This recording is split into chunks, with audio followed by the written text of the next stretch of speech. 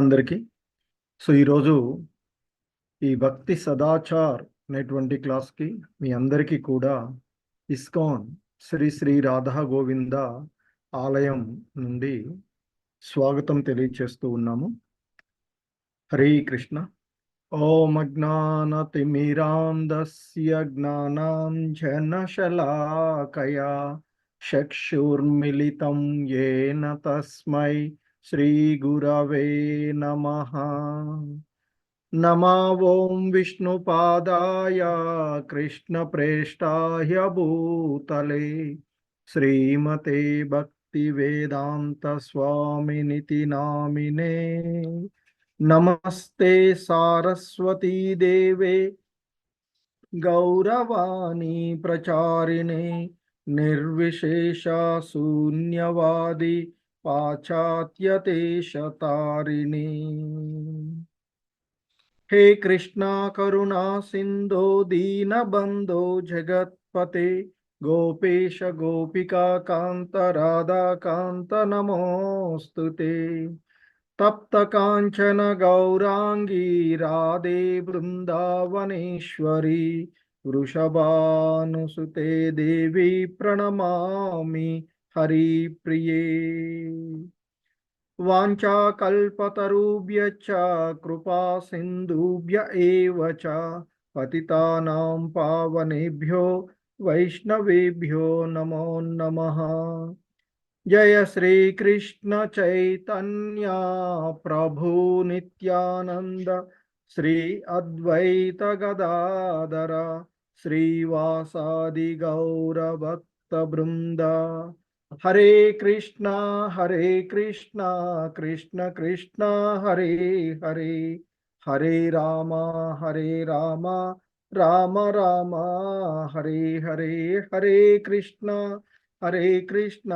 कृष्ण कृष्ण हरे हरे हरे राम राम राम हरे हरे. हरे कृष्ण.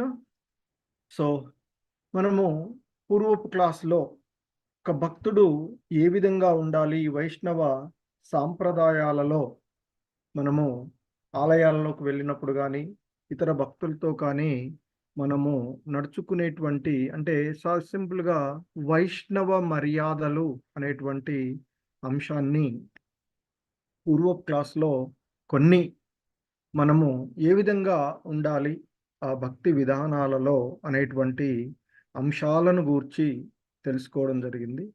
ఈరోజు మరికొన్ని అంశాలను మరి ఈ సదాచారంలో అంటే మంచి ఆచారాలు ఒక కల్చర్ మనకి ఉండేటువంటి మరి ఈ విధానాలలో ఈ వైష్ణవ విధానాలలో అంటే ముఖ్యంగా భక్తి విధానాలలో మనము ఉండవలసినటువంటి ఆ అంశాలను గురించి అందులో ఈరోజు మరొక ముఖ్యమైనటువంటి అంశము శుభ్రత్వము, వైష్ణవ క్లీన్లీనెస్ అనేటువంటి ఒక అంశాన్ని ఈరోజు మనము తెలుసుకోవడానికి ప్రయత్నం చేద్దాము. హరే కృష్ణ. సాధారణంగా మనము ఈ శుభ్రత్వము అనేటువంటిది ఈ శుభ్రత్వానికి మనము సాధారణంగా చూసేటువంటి విధానము అన్నిట్లో కూడా అంటే ఇంట్లో కానీ మనము మనం కానీ లేదా మన యొక్క వస్తువులను కానీ శుభ్రపరచుకునేటువంటి విధానము మనము సాధారణంగా అంటే ఈ మానవులుగా ఉన్నటువంటి మనము మన యొక్క శరీరాన్ని ఏదైనా ఒక ద్రవంతో ఒక పదార్థంతో శుభ్రపరచుకునేటువంటి విధానాన్ని సాధారణంగా స్నానము అనేటువంటి పిలిచేటువంటి ఈ అంశం కూడా చూడవచ్చు కదా. మరి ఇక్కడ మనకి ఈ ఇస్కాన్లో ముఖ్యంగా ఈ శుభ్రత్వము అనేటువంటి అంశంలో శ్రీల ప్రభుపాదుల వారు చాలా ఈ శుభ్రత్వాన్ని గురించి అంటే ఇస్కాన్ వ్యవస్థలో లేదా వైష్ణవ విధానాలలో లేదా భక్తి విధానాలలో ఈ శుభ్రత్వాన్ని ఆయన చాలా ఇంపార్టెంట్ అయినదిగా తీసుకునేటువంటి వారు. ఆయన ఎప్పుడు కూడా అంటే ఒకసారి వారు తన యొక్క శిష్యులతో చెప్తూ ఉన్నటువంటి సందర్భాలలో వారు మాట్లాడినటువంటి మాటలను మనకి ఒకసారి గుర్తు చేసుకున్నట్లయితే ఈ విధంగా ఉంటుంది. You cannot neglect that is cleanliness అన్నట్టు. Because outside unclean means inside also you will see unclean అని చెప్తూ ఉంటారు. కాబట్టి మనము ఈ శుభ్రత్వాన్ని ఎప్పుడు కూడా నిర్లక్ష్యపరచకూడదు అనేటువంటి చెప్తూ ఉంటుంటారు ఆయన. ఎందుకంటే బయట అపరిశుభ్రంగా ఉంటే అంతర్గతంగా కూడా లోపల కూడా మీరు అపరిశుభ్రంగానే ఉన్నట్లుగా భావించవచ్చు అని చెప్తారు. సో కాబట్టి ఎప్పుడు కూడా మనము బాహ్యంగాను, అంతర్గతంగాను శుభ్రత్వాన్ని పొందాలి, శుభ్రంగా ఉండాలి అనేటువంటి విషయాన్ని చెప్తూ ఉంటుంటారు. ఎందుకంటే ఇక్కడ ఈ శుభ్రత్వము అనేటువంటిది మనకి దైవీ లక్షణాలలో ఒకటిగా చెప్తారు. భగవద్గీతలో ఆయన శ్రీకృష్ణ భగవానుల వారు 16వ అధ్యాయమైనటువంటి దైవ అసుర సంపద్విభాగ యోగము అనేటువంటి 16వ అధ్యాయంలో కృష్ణ భగవానుల వారు చెప్తూ ఉంటారు. ముఖ్యంగా ఈ దైవీ గుణాలు అనేటువంటివి అర్జునుడితో చెప్తారు. భయరాహిత్యంగా ఉండడము, జీవితం పవిత్రంగా ఉండడము, ఆధ్యాత్మిక జ్ఞాన సమపార్జనము, దానము, ఆత్మ నిగ్రహము, యజ్ఞాచరణము, వేదాధ్యయనము, తపస్సు, సరళత్వము, అహింస, సత్యము, క్రోధరాహిత్యము, త్యాగము, శాంతి, ఇతరుల దోషాలను అంటే చేయకుండడము, జీవులందరి ఎడ దయతో ఉండడము, లోభరాహిత్యంగా ఉండడము, మృదుత్వము, అలాగే సిగ్గు, దృఢ నిశ్చయము, తేజస్సు, క్షమ, ధైర్యము, శుచిత్వము, అదే శుభ్రత్వము, అసూయ రాహిత్యము, గౌరవవాంఛ లేకుండడా, ఇవన్నీ కూడా దైవీ లక్షణాలు అర్జున అంటూ సాక్షాత్తు కృష్ణ భగవానులే చెప్పినట్టు. అంటే ఈ శుభ్రత్వంగా ఉండడము, శుభ్రంగా ఉండడము అనేటువంటిది ఒకటి దైవీ లక్షణాలుగా చెప్తూ ఉంటారు. అలాగే శ్రీల ప్రభుపాదుల వారు ఆయన పరిశుభ్రత ఎల్లప్పుడూ శుభ్రంగానే ఉండాలి అనేటువంటి విషయాల్లో, అలాగే ఈ శుభ్రత్వము అనేటువంటిది ఆయన చాలా ప్రియారిటీ, అంటే cleanliness is next to the God అని చెప్తూ ఉంటుంటారు. శుభ్రత్వానికి ఆయన చాలా ప్రాముఖ్యత ఇచ్చేటువంటి అంశంగా ఉంటుంది. మరి ఆ విధంగా ఉండేటువంటి ఈ శుభ్రత్వాల్లో ముఖ్యంగా మనము మన యొక్క అంటే ఈ శుభ్రత్వంగా ఉండడం అనేటువంటిది దైవీ లక్షణాలుగా చెప్పబడినటువంటి వాటిలో మనకి వివిధ రకాలుగా, అంటే మనల్ని మనం శుభ్రం చేసుకునేటువంటి విషయాల్లో ముఖ్యంగా మానవులుగా ఉన్నటువంటి జీవుల్లో మనల్ని శుభ్రం చేసుకునేటువంటి ఈ విషయాలలో మనకి 2 రకాలుగా శుభ్రత్వాన్ని పొందాలి అని చెప్తుంటారు. బాహ్య శుభ్రత్వం అంటే ఈ శరీరంపై ఉన్నటువంటి బాహ్య మాలిన్యము మనకి తొలగించుకునేటువంటి విధానము. దానికి మనము స్నానం చేయడం ద్వారా, ఈ స్నానము జల స్నానము, అగ్ని స్నానము అనేటువంటిది ఉంటుంది, దాని తర్వాత. సో మరి అలాగే మరి అంతర్గతంగా కూడా శుభ్రత్వం.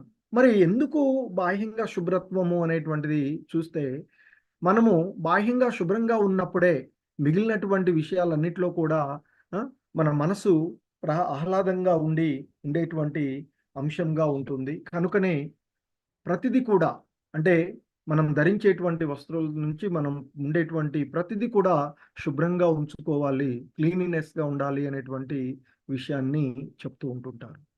తద్వారానే మనము ఒక సక్రమమైనటువంటి మార్గంలో ప్రయాణించగలిగేటువంటి విషయం. మరి ఈ బాహ్య శుభ్రత అనేటువంటిది మనకి స్నానం ద్వారా, స్నానాన్ని ఆచరించడం ద్వారా మనము పొందుతాం. మరి ఆంతరికమైనటువంటి ఈ శుభ్రత్వము అనేటువంటిది మరి అంటే మరి లోపలేంటి, లోపల మలినం ఏంటి అని అనుకోవచ్చు. ఆధ్యాత్మిక అంశంగా మనం చూసినట్లయితే మనము ఈ సృష్టిలో చెప్తూ ఉంటాం 84 లక్షల రకాలైనటువంటి జీవజాతులుగా ఉన్నటువంటి ఈ విధానంలో జీవులలో మానవ జన్మ పొందడం అనేటువంటిది చాలా ఆ, అరుదుగా లభించేటువంటి అవకాశం. అంటే ఎన్నెన్నో కోటాను కోట్ల జన్మల తర్వాత ఈ మానవ జన్మ లభించింది అని చెప్తూ ఉంటాం. అలాగే మనం మరి మనకు ఈ మానవ జన్మలలోనూ ఇతర జన్మలలోనూ మనము చేసేటువంటి కర్మల ఆధారంగా మనకి ఆ హృదయంలో మాలిన్యము ఏర్పడుతూ ఉంటుంది. మరి ఆ హృదయ మాలిన్యాన్ని తొలగించుకోవడానికి మనకి అంటే ఇంతకు ముందు పూర్వకాలంలో ఉన్నట్లయితే ఆ, యోగ పద్ధతులు, అలాగే ధ్యానం చేయడము, సత్యయుగంలో యుగధర్మంగా ధ్యానం ఉండేటువంటిది. మరి ఆ ధ్యానం చేసేటువంటి విషయాల్లో దానికి అందులో ధ్యానంలో యోగ విధానంలో చూసినట్లయితే అష్టాంగ యోగ విధానము అని చెప్తాం. మనకి భగవద్గీత 6వ అధ్యాయంలో చెప్తారు సాక్షాత్ కృష్ణ భగవానుల వారు. అష్టాంగ యోగ విధానం. దాంట్లో యమ, నియమ, ఆసన, ప్రాణాయామ, ధారణ, ప్రత్యాహార, ఉం, ఆ తర్వాత ధ్యానము, సమాధి స్థితి అనేటువంటిది చెప్తూ ఉంటారు. అంటే ఆ అంతర్గతంగా ఉన్నటువంటి ఆ హృదయంలో ఏర్పడినటువంటి మాలిన్యాలని తొలగించుకోవడానికి మరి సత్యయుగంలో ధ్యాన పద్ధతి ఉండేటువంటిది. అందులో ఆ మనకి ప్రామాణికమైనటువంటి గ్రంథాలలో తెలుపబడినటువంటి ఆ యోగ విధానం, అష్టాంగ యోగ విధానము గురించి మనకి చెప్తూ ఉంటారు. అందులో మరి ఆ యోగ విధానము ఆచరించడానికి కొన్ని యోగాను ప్రాక్టీస్ చేయడానికి కొన్ని వేల సంవత్సరాలు పట్టేటువంటిది. ఎందుకంటే ఆ సత్యయుగంలో ఉండేటువంటి వారు 1,00,000 సంవత్సరాల దాకా వారు ఆ, జీవించి ఉండేటువంటి వారు. కనుక మరి వారికి అది సాధ్యమైంది.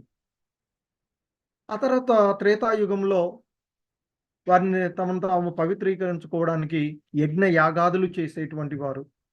మరి యజ్ఞ యాగాదులను చేయడానికి ఇప్పుడున్నటువంటి పరిస్థితులలో మనకి కావలసినంత అంటే ఆ హోమం చేయడానికి ఆవు నెయ్యి ఇవన్నీ సరైనటువంటిది లేదు. ఆ తర్వాత ద్వాపర యుగానికి వచ్చినట్లయితే ఆ భగవంతుణ్ణి అర్చించేటువంటి విధానం. మరి ఈ కలియుగంలో మనకు అంత సమయము అంత ఇది కూడా ఉండదు. ఎందుకంటే మనకున్నటువంటి ఈ యుగ ధర్మం మరి ఈ యుగంలో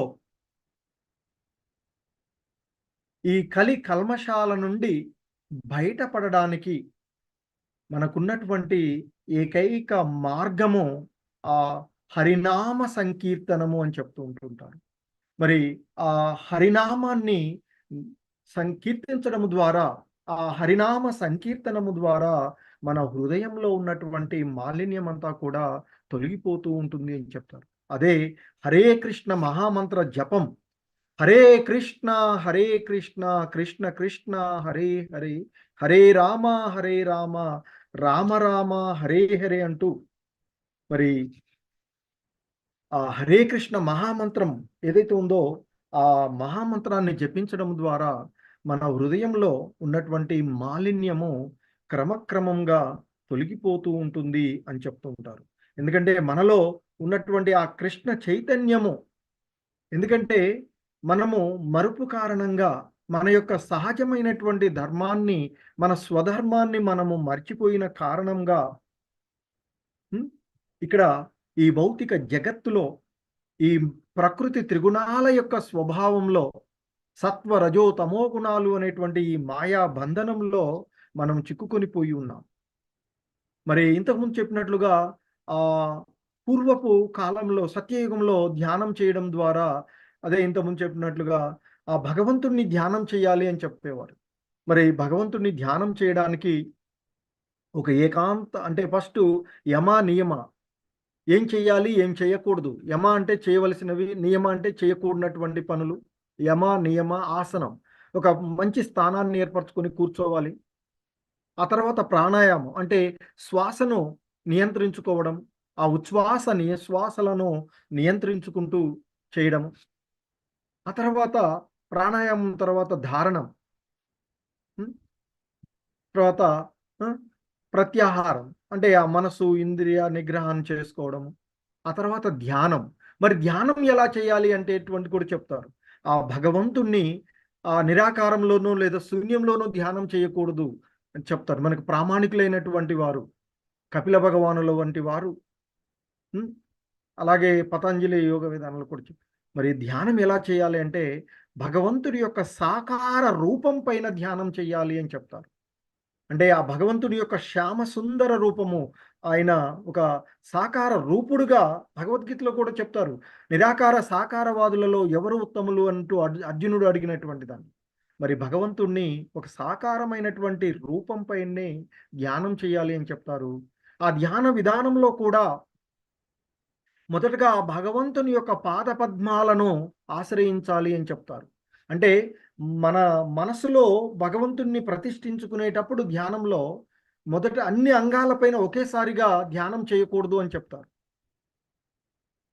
ఒక్కొక్క అంగంగా. ఎందుకంటే మొదట భగవంతుని యొక్క పాదపద్మాలను, ఆ పాదపద్మాల తర్వాత మోకాళ్ళు, ఆ తర్వాత తొడలు, ఆ తర్వాత ఉదరము, ఆ తర్వాత వక్షస్థలము, ఆ తర్వాత కంఠము, ఆ తర్వాత ముఖము. ఆ విధంగా భగవంతుణ్ణి క్రమక్రమంగా ఆచ అలాగే ముఖ్యంగా భగవంతుని యొక్క పాదాలను ఆశ్రయించాలి అని చెప్తారు. పాదాలకు శరణాగతి పొందాలి అని చెప్తారు. ఎందుకంటే ఆ భగవంతుని యొక్క పాద పద్మాలు, ఆహ్, పాద నఖాల ఉండేటువంటి కాంతి వజ్రాయుధం వలె పనిచేసి మనలో ఉన్నటువంటి ఎన్నెన్నో జన్మలలో మనం పోగుపరుచుకున్నటువంటి ఆ హృదయంలో ఉన్నటువంటి మాలిన్యాన్నంతా కూడా పటాపంచలు చేసేస్తుంది అని చెప్తాను. కొండలుగా పేరుకొనిపోయినటువంటి ఆ పాపపు కొండలన్నిటిని కూడా వజ్రాయుధం ద్వారా ఖండించి వేస్తుంది. అంటే అంతర్గతంగా శుభ్రత్వాన్ని పొందడము అనేటువంటి విషయాన్ని చెప్తూ ఉంటారు. మరి అది అదే ఫలితం ఏదైతే వేల సంవత్సరాల పాటు ధ్యానం చేసేటువంటి ఫలితం ఏదైతే ఉందో, అది సాధారణంగా ఈ కలియుగంలో ఆ హరినామ సంకీర్తనము ద్వారా సాధ్యమవుతుంది అని చెప్తూ ఉంటారు.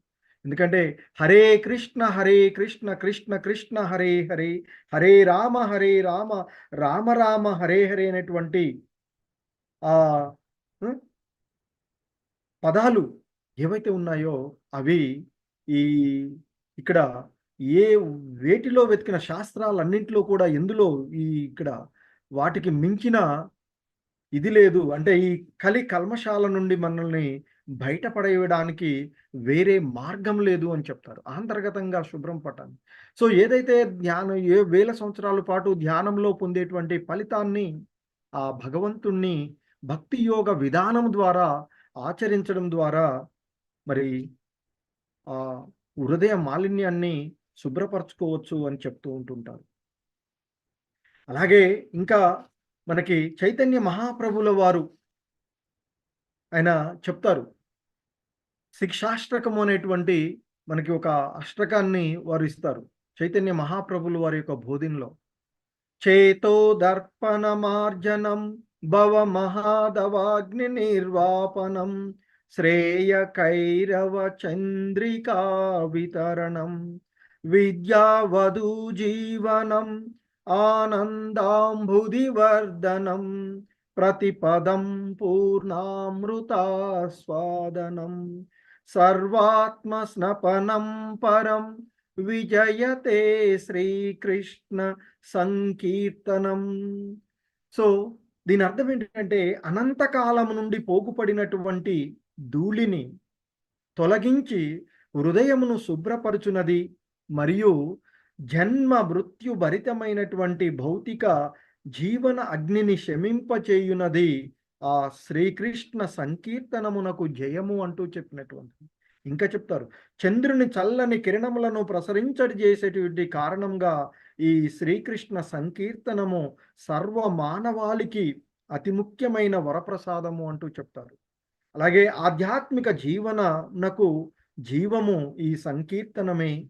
ఆధ్యాత్మిక ఆనంద సాగరమును వృద్ధి చేసేటువంటి ఈ కృష్ణ నామ సంకీర్తనము సర్వదా పూర్ణామృత స్వాదనమును కలగజేస్తుంది. పూర్ణమైనటువంటి అమృత స్వాదనాన్ని కలగజేసేటువంటిది అని చెప్తారు. కాబట్టి ఆ భగవంతుని యొక్క నామస్మరణం అదే హరే కృష్ణ కృష్ణ కృష్ణ హరే హరే అంటూ ఆ భగవంతుని యొక్క నామాలను జపించడం ద్వారా మనలో మన హృదయంలో ఉన్నటువంటి మాలిన్యాన్ని తొలగించుకోవచ్చు అనేటువంటి విషయాన్ని చెప్తూ ఉంటారు. ఎందుకంటే కృష్ణ చైతన్యాన్ని తిరిగి పునరుద్ధరించుకోవడానికి కూడా ఆ హరే కృష్ణ మహామంత్రం, ఎందుకంటే అది దోహదపడుతుందని చెప్తారు. ఎందుకంటే మనము జీవాత్మలమైనటువంటి వాళ్ళం చేత ఈ భౌతిక జగత్తులో మరి వాస్తవానికి అందరూ కూడా ఆ భగవంతుని మనకి మమైవాంశో జీవలోకే అంటూ కృష్ణ భగవానులు వారు చెప్తారు భగవద్గీత యందు. మరి మనమంతా కూడా భగవంతుని యొక్క అంశలము. శాశ్వతమైనటువంటి 2వ అధ్యాయంలో కూడా భగవద్గీత యందు చెప్పబడినటువంటిది ఆత్మస్వరూపులమే కానీ ఈ భౌతిక దేహం కాదు మనము అని చెప్తారు. మరి ఆత్మ ఆ, శాశ్వతమైనది, జనన మరణాలకు అతీతమైనటువంటిది. కానీ అనాది కాలంగా ఈ భౌతిక పదార్థాల యొక్క సాంగత్వం వలన మన చైతన్యము భౌతిక వాతావరణం చేత కలుషితమైనది అని చెప్తూ ఉంటారు. మరి ఈ భౌతికమైనటువంటి వాతావరణమే మాయ లేదా భ్రమ. మాయ లేదా భ్రమలో మనము ఉన్నటువంటి, మాయ అంటే ఇది కానిదటువంటిది అని అర్థం అవుతుంది. మరి భ్రమ అంటే ఇది కూడా భౌతిక ప్రకృతి యొక్క ఆ కఠిన నియమాల యొక్క కోరల్లో చిక్కుకొని ఉన్నప్పటికీ కూడా మనము ఈ భౌతిక ప్రకృతి పైన ఆధిపత్యం చలాయించాలి అనేటువంటి ఒక భావనలో ఉండడమే భ్రమ అని చెప్తుంటారు. ఎందుకంటే ఈ భౌతిక జగత్తు అశాశ్వతమైనది, దుఃఖాలయం. కానీ మరి ఇక్కడికొచ్చి మనము ఈ అశాశ్వతమైనటువంటి ఈ దుఃఖాలయంలోనే ఆనందాన్ని పొందడానికి ప్రయత్నం వెతుకుతూ ఉంటుంటాం. సో కనుక ఇదే భ్రమ, మాయ అని చెప్తూ ఉన్నాం. సో కాబట్టి మరి దీని నుండి బయటపడడానికి ఈ భౌతిక జగత్తులో అందరికీ ఆనందము, సంతోషం కావాలి అని అనుకుంటాం. కానీ శ్రీల ప్రభుపాదుల వారు చెప్తారు, సరైనటువంటి ఆనందము, సుఖాన్ని పొందేటువంటి మార్గాన్ని ఏ ఒక్కడు కూడా పాటించడం లేదు. అదే శాశ్వతమైనటువంటి ఆనందాన్ని, సుఖాన్ని ఇచ్చేటువంటిది కృష్ణ చైతన్యం. అంటే భగవంతుని ధ్యాసలో, భగవంతుని యొక్క భక్తియుత సేవలో నిమగ్నమవడం. మరి ఆ భక్తియుత సేవలో నిమగ్నమవ్వడానికి ఆ భగవన్నామ స్మరణం. ఎందుకంటే కృష్ణ చైతన్యము మనసు పైన విధించబడేటువంటి ప్రకృతి మార్గం కాదు అని చెప్తారు. మరి ఇది జీవాత్మ యొక్క సహజమైనటువంటి శక్తి, ఆ కృష్ణ చైతన్యము అనేటువంటిది. మనము ఆ మనం యొక్క దివ్యమైనటువంటి మనకు ఆ భగవన్ యొక్క నామ స్మరణము లేదా శ్రవణాలు, శబ్దాలను విన్నప్పుడు మనలో చైతన్యము పునరుద్ధరించబడుతుంది అని చెప్తారు. ఎందుకంటే మనము జపం చేసేటప్పుడు అందుకని ఇస్కాన్లో 16 మాలలు జపం దీక్ష తీసుకున్నటువంటి ప్రతి భక్తుడు కూడా పాటించవలసినటువంటి నియమాల్లో 16 మాలలు జపం చేయడము అనేటువంటిది చెప్తూ ఉంటుంటాం. మరి ఆ విధంగా ఈ యుగధర్మమైనటువంటి ఆ మహామంత్రము, అదే దాన్నే విముక్తి మంత్రము అని కూడా పిలుస్తారు. ఈ భవబంధనాల నుండి మనల్ని బయటపడేసేటువంటి మంత్రము. సో మరి అటువంటి ఆ మంత్రంలో మనకి సాధారణంగా హర అనేటువంటి పదం భగవంతుని ఆంతరింగిక శక్తిని సూచిస్తుంది అని చెప్తారు. హర అనేటువంటిదే హరేగా మనం మారుతాము. అలాగే కృష్ణ మరియు రామ అనేటువంటి పదాలు ఆ భగవంతుని యొక్క సంబోధన రూపాలు. కృష్ణ లేదా రామ అంటే పరమానందము అనే అర్థం. మరి హర అనగా భగవంతుని యొక్క నామము ఉచ్చరించేటప్పుడు హరేగా మారినటువంటిది. ఆ భగవంతుని యొక్క పరమానంద శక్తి మనకు ఆ భగవంతుని చేరుకోవడానికి సహాయపడుతుంది అని చెప్తారు. అది మరి ఈ మాయా బంధనాల నుండి బయటపడడానికి అది ఒక శక్తిగా ఉపయోగపడి ఈ ఆ హృదయ మాలిన్యాన్ని తొలగించేటువంటిది. ఇక్కడ మనకి ఆ హరే కృష్ణ మహామంత్రంలో హర, కృష్ణ, రామ అనేటువంటి 3 పదాలు మహామంత్రంలో బీజాక్షరాలుగా ఉంటాయి. మొత్తం కలిపి మనం అది ఉచ్చారణలో 16 అక్షరాలు పదాలుగా వచ్చేటువంటిది. సో మరి భగవానుడి యొక్క ఆంతరింగక శక్తి హరేగా మారినటువంటిది. ఆ రామ అనేటువంటి కృష్ణ అది ఆ భగవంతుని పరమానందాన్ని కలగజేసేటువంటి. కాబట్టి మనకి శ్రద్ధతో ఎవరైతే ఆ మహామంత్రాన్ని జపించుతారో భగవంతుడే స్వయంగా మరి ఆ మంత్ర ఉచ్చారణకు మించిన మార్గము ఈ కలియుగంలో లేదు అని చెప్పబడినటువంటి అంశాన్ని మనం చూస్తాం. సో, ఆ విధంగా ఆంతర్గతంగా మనము రోజు నిరంతరము ఆ భగవన్నామ స్మరణం చేసుకోవడము, ఆ భగవన్నామాన్ని ధ్యానించడం ద్వారా, శ్రవణం చేయడము, స్మరించుకోవడం ద్వారా మనము అంతర్గతంగా శుభ్రపడవచ్చు అని చెప్తారు. ఇక బాహ్య శుభ్రతలు చూసినట్లయితే మనకి సాధారణంగా మనము ఆహ్, సాధారణంగా స్నానం చేసేటువంటి విధానాలలో మనకి వివిధ రకాలైనటువంటి స్నానాలు చెప్పబడుతూ ఉంటుంటాయి. అందులో పృథివీ స్నానము అని, అలాగే హ్మ్, వర్ణ స్నానము అని, అగ్నేయ స్నానం అని, హ్మ్, వాయవ్య స్నానము అని, దివ్య స్నానము, మంత్ర స్నానము, మానసిక స్నానము అనేటువంటి వివిధ రకాలైనటువంటి స్నానాలు మనకి సూచించబడినటువంటివి. సో, పురాణాల్లో మంత్ర స్నానం, వేద మంత్రాలు చెప్పుకుంటూ చేసేటువంటి స్నానము, భౌమ స్నానము. ఆహ్, సాధారణంగా మనకి నదులలో నదీ ప్రాంతాలలో ఆ నదుల్లో ఉండేటువంటి అడుగున ఉండేటువంటి మట్టితో ఆ! లేదా కొన్ని చోట్ల పుట్టమన్నుతో మొదలైన పవిత్రమైనయి అని చెప్తారు. ఆ మట్టితో ఒంటి నిండా అద్దుకొని చేసేటువంటి స్నానము భౌమ స్నానము అని చెప్తారు. అలాగే ఆగ్నేయ స్నానము అని చెప్తారు. ఆ సమస్త పాపాలను దగ్ధం చేసేటువంటి పుణ్య రాశిని ఆ భస్మం చేత మంత్ర సహితంగా కొన్ని నామాలు ఉచ్చరించుకుంటూ సాధారణంగా శివనామం ఉచ్చరిస్తూ ఉంటుంటారు. అలా చేసేటువంటి స్నానము ఆగ్నేయ స్నానం అని. అలాగే వాయువ్య స్నానం అంటే ఆహ్, గోమాత యొక్క పాద ధూళి ఏదైతే ఉందో దాన్ని తీసుకొని చేసేటువంటి స్నానము అది. ఎందుకంటే ఆ గోమాతలో 33,00,00,000 దేవతలు ఆ గోమాతలో నివసిస్తారు అని చెప్తారు. అలాగే వరుణ స్నానము అనేటువంటిది నీటితో అంటే పుణ్య నదులలో స్నానము ఆచరించడాన్ని సాధారణంగా వరుణ స్నానము అని చెప్తారు. ఇక మానసిక స్నానము నిత్యము ఆ భగవన్నామ స్మరణంతో మనలో ఉండేటువంటి కామ, క్రోధ, లోభ, మద, మోహ, మాత్సర్యాలను తొలగించుకునేటువంటి మాలిన్యాలను హృదయంలో చేరకుండా చేసేటువంటి స్నానము మానసిక స్నానము అని చెప్తూ ఉంటారు. అది ఆ! వీటన్నిటిలో మహత్తరమైనటువంటిది. దీన్ని మహారుషులు అటువంటి వారు చేసేటువంటి స్నానము అని చెప్తూ ఉంటుంటారు. సో, ఆ విధంగా వివిధ రకాలైనటువంటి స్నానాలను ఆచరిస్తూ మనము ఉంటూ ఉంటాం. సాధారణంగా మరి మనం ఎప్పుడు శుభ్రపరచుకోవాలి అంటే మన దేహాన్ని కానీ, ఇవి కానీ చెప్తూ ఉంటుంటారు మనకి. సాధారణంగా చీమిడి చీదినప్పుడు గానీ, కఫం వచ్చినప్పుడు గానీ, కన్నీళ్లు కారినప్పుడు అంటే వైష్ణవ భక్తులు చేయవలసినటువంటి శుభ్రపరచుకోవలసినటువంటి ఆ! సో, అలాగే చెవులో గూబులు తీసుకున్నప్పుడు ఆ! అలాగే ఇంకా కళ్ళలో పూసులు ఇట్లాంటి సందర్భాల్లో మనల్ని మనం నీటితో శుభ్రపరచుకోవాలి అని చెప్తూ ఉంటుంటారు. అలాగే మామూలుగా నీటితో. అలాగే ఇప్పుడున్నటువంటి పరిస్థితులలో సోపు లేదా సబ్బు లేదా షాంపూలు లేకపోతే మట్టి వీటితో నీటితోని కలిపి శుభ్రం చేసుకోవాల్సినటువంటిది ఏవైనా ఆ!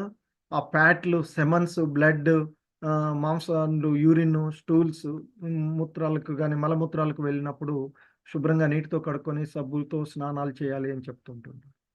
అలాగే స్నానం చేయవలసినటువంటి పరిస్థితుల్లో మనకి ముఖ్యంగా ఆహ్, మైథున క్రియలలో పాల్గొన్నప్పుడు, అలాగే నిద్ర నుంచి లేసినప్పుడు, అలాగే మనము మనకు షేవింగ్ చేసుకున్నప్పుడు లేదా కటింగ్ చేయించుకున్నప్పుడు, హ్మ్.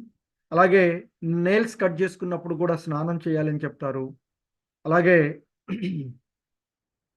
ఇంకా వాంతులు అయినప్పుడు, అలాగే ఒక్కోసారి ఆహ్, మనము శవయాత్ర కూడా అవి చేయాల్సొచ్చినప్పుడు, పొయ్యొచ్చినప్పుడు అటువంటి పరిస్థితులలో గూడా కంపల్సరీగా స్నానం చేయాలి అని చెప్తుంది. సాధారణంగా నిద్రపోయి బెడ్ నుంచి లేసినప్పుడు. ఎందుకంటే నిద్రపోవడం అనేటువంటిది సగం మరణంతో సమానంగా చెప్తూ ఉంటుంటాం. మరి లేచిన తర్వాత శుభ్రంగా స్నానం చేసినంకనే మనకి కావలసినటువంటి వివిధ ఆధ్యాత్మికమైనటువంటి విషయాలలో పాల్గొనాలి అని చెప్తూ ఉంటుంటారు. అలాగే మరి ఈ స్నానం చేయడానికి మనకి పూర్వకాలంలో నదీ స్నానాలు ఎక్కువగా ఉండేటువంటివి. మరి ఎందుకంటే నదుల్లో పవిత్రమైనటువంటి ఆ నదీ ప్రవాహాలలో పూర్వకాలం స్నానం చేసేటువంటివారు. కానీ కాలక్రమంలో మరి నదీ స్నానాలలో అనేటువంటిది మనకి అంత ఇదిగా లేదు కాబట్టి, ఇప్పుడు వివిధ రకాలైనటువంటి స్నానాల్లో మనము చేస్తూ ఉండేటువంటి. అందుకనే ఈ స్నానాల్లో మనకి నదీ స్నానం అందులో కూడా ఈ గంగా, యమున లేదా ఇతరమైనటువంటి పవిత్ర నదులలో స్నానాలు చేయాలి అని చెప్తారు. అది ఉత్తమమైనటువంటిది. తర్వాత తీర్థ ప్రదేశాలలో ఉండేటువంటి వాటర్‌లో స్నానం చేయడము. ఆ! లేదా కొన్ని కాలువలలో ఇంకా లేకపోతే తర్వాత ఫాన్స్, లేకులు అంటాం కదా! సరస్సులు వంటి వాటిలలో. లేకపోతే నీ వాటర్ ఫాల్స్ దగ్గర చేయొచ్చని చెప్తారు. ఇక ఆహ్, బోర్ల దగ్గర, బావుల దగ్గర చేసేటువంటి. ఇక ఇప్పుడు ఉన్నటువంటి పరిస్థితి బావుల్లో చేసేటువంటిది లేదు. ఒక శుభ్రమైనటువంటి నీళ్లను మనం తీసుకొని వాటితో స్నానం చేసేటువంటి పరిస్థితులు. సో, ఈ విధంగా వివిధ రకాలుగా ఉన్నటువంటి ఇప్పుడున్నటువంటి. అలాగే మనకి ఒక అంటే మరి ఈ స్నానాలు చేసేటువంటి విధానాల్లో పూర్వకాలంలో మనకి 3 సమయాలలో కూడా స్నానం చేయాలి అనేటువంటిది చెప్పేవాళ్ళు. కానీ ఇప్పుడు మనకి అది అంతగా సాధ్యం కానటువంటి పరిస్థితులు కనుక హౌస్ హోల్డర్స్ లేదా వానప్రస్థలు రోజుకి 2 సార్లు స్నానం చేయాలి అని చెప్తారు. అంటే గృహస్థులుగా ఉన్నటువంటి వాళ్ళు మరియు వానప్రస్థ ఆశ్రమాన్ని తీసుకున్నటువంటి వాళ్ళు మనకి ఆ! రోజుకి 2 సార్లు స్నానం చేయాలి అని చెప్తూ ఉంటారు. హ్మ్. అలాగే సన్యాసులు మాత్రం 3 సార్లు స్నానం చేయాలి. అలాగే బ్రహ్మచారులు కూడా ఆ! బ్రహ్మచారులు ఎవరైతే ఉన్నారో ఒకసారి స్నానం చేయాలి అని మనకి శ్రీ చైతన్య చరితామృతంలో చెప్పబడినటువంటి విషయాన్ని చెప్తూ ఉంటుంటారు. మరి ఆ విధంగా స్నానం విషయాల్లో మనకి కొంత అలాగే ఆ స్నానం చేసేటువంటి సమయాల్లో కూడా మనకి కొన్ని శాస్త్రాలలో కొన్ని చెప్పబడినటువంటి విషయాల్లో ఆహ్, సాధారణంగా దైవ స్నానము అని, అలాగే ఋషి స్నానమని, అలాగే రాక్షస స్నానము అని ఉంటాయి. 3 రకాలుగా ఉంటాయి మనం చేసేటువంటి ఇప్పుడు ఉండేటువంటి ఈ స్నానాలలో. ఎవరైతే ఉదయం 4-5 గంటల మధ్య స్నానం చేస్తారో అది దైవ స్నానం కిందకొస్తుంది. హ్మ్. అలాగే ఇక 5-6 గంటల మధ్య చేసేటువంటి స్నానము ఋషి స్నానం అనంటారు. అలాగే ఇక 7 గంటల తర్వాత స్నానం చేసినట్లయితే అది ఆ! రాక్షస స్నానం కిందకి వస్తుంది. హ్మ్. సో, ఈ విధంగా ఇంకా మనకి అనేక రకాలైనటువంటి స్నానాలు వీటిలో ఉన్నటువంటివి. సరే. హ్మ్. సో, ఇంకా మరి ఈ శుభ్రత్వ విషయంలో దేహ శుభ్రత్వమే కాకుండా ఇతర ప్రదేశాలలోకొచ్చినట్లయితే ముఖ్యంగా మనకి ఈ కిచెన్‌కి వచ్చినట్లయితే ఎందుకంటే భక్తిలో ఆ భగవంతునికి నైవేద్య సమర్పణ అనేటువంటిది మనకి భక్తి విధానాలలో చాలా ముఖ్యమైనటువంటిది. సో, మనం ఎప్పుడైతే మనల్ని బాహ్యంగాను, అంతర్గతంగాను శుభ్రపరుచుకుంటామో, శుభ్రపరుచుకొని హ్మ్. ఉండాలి. అది చాలా ముఖ్యమైనటువంటి అంశం. ఆ విధంగా శుభ్రపరుచుకున్న తర్వాత మనము ఇక సాధారణంగా భగవంతుని యొక్క ప్రార్థన చేయడము, ఆ తర్వాత భగవంతునికి నైవేద్యం సమర్పించేటప్పుడు మనకి కిచెన్ ముఖ్యంగా చాలా శుభ్రంగా ఉండాలి అని చెప్తారు. కిచెన్‌లో ఉండేటువంటి ఇప్పుడు ఉండేటువంటి పరిస్థితులు అందరూ కూడా రిఫ్రిజిరేటర్స్ వాడతాం కాబట్టి, ఆ రిఫ్రిజిరేటర్స్ కూడా చాలా శుభ్రంగా ఉంచుకోవాలి అని చెప్తారు. అలాగే ముడి పదార్థాలు భగవంతునికి సమర్పించినటువంటి పదార్థాలను ఎప్పుడూ కూడా కలపకూడదు అని చెప్తూ ఉంటుంటారు. ఎందుకంటే ఆహ్, ఆహార అంటే భగవంతునికి సమర్పించిన తర్వాత అది ప్రసాదం ఏదైతే ఉంటుందో, మనం తీసుకున్న మనకి బాగా అలవాటు ఏముంటుంది? ఏదన్నా మిగిలిపోతే తీసుకుపోయి ఫ్రిడ్జ్‌లలో పెడతాం.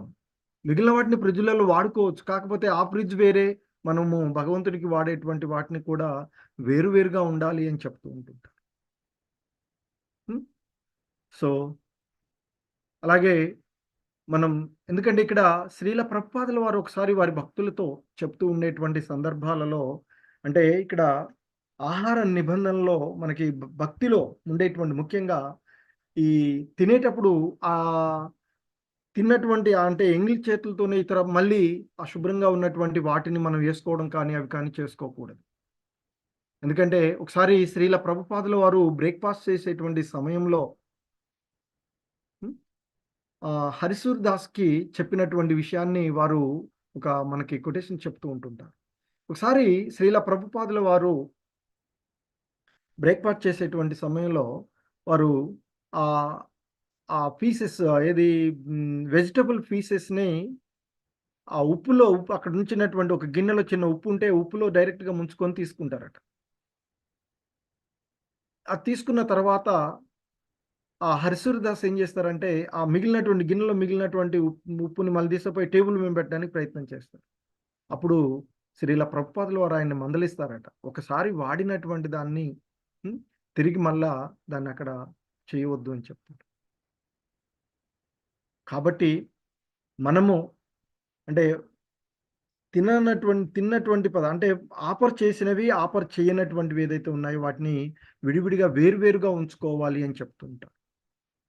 సో, ఇది చాలా ముఖ్యమైనటువంటి విషయము భక్తిలో ముఖ్యంగా భగవంతునికి ప్రసాదం ఇచ్చేటువంటి ఆ సందర్భాల్లో ఇది చాలా ముఖ్యమైనటువంటి అంశంగా చెప్పబడుతూ ఉంటుంటుంది. కాబట్టి అది అందుకే ఆయన హరిశ్వర్ దాస్ ఆయన పాశ్చాత్య వాడు కాబట్టి వాళ్ళకి అలా ఉండేటువంటి విషయం. సో, కానీ మనము ఈ ఈ విషయంలో చాలా జాగ్రత్తగా ఉండాలి అనేటువంటి విషయాన్ని చెప్తూ ఉంటాను. అలాగే ఆహారం తీసుకునేటప్పుడు కూడా కంచాలు తీసుకుంటూ మరలా ఉన్నటువంటి మిగతా వాటిల్లో అంటే కంటైనర్స్ అయితే వాటిని టచ్ చేయకూడదు అని చెప్తారు.